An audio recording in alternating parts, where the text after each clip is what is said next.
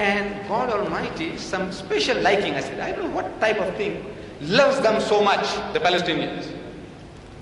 And Moses, I'm reading from the book of Numbers, chapter 31, verses 15, 17, and 18. And Moses said to them, have you kept all the women alive? All the women, you have kept them alive? Now therefore kill every male among the little ones. Every male child among the little ones of the Palestinians, kill them. And kill every woman who has known man intimately. If any woman has ever had sex with a man, kill them also.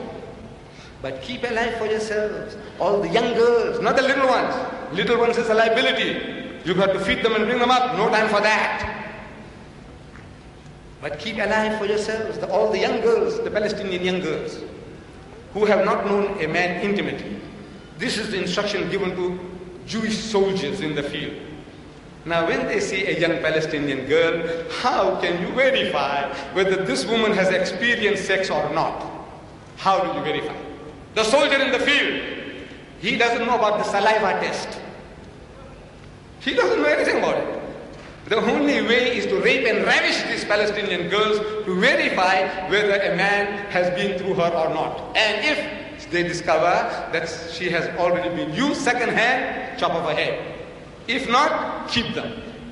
And they saved for themselves 32,000 Palestinian girls whom no man had known. After raping and ravishing them, they saved for themselves 32,000 for themselves.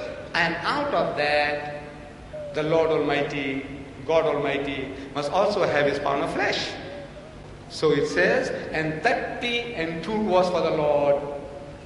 I am asking, what does the Lord do what does he do with 32 raped and ravished Palestinian girls? You tell me. In the book of God, God giving instructions that you go along and you verify. God talking this filth and dirt, kill every little child, male and female, kill them all. Only young girls you must keep. And they too, one that they have not known man sexually.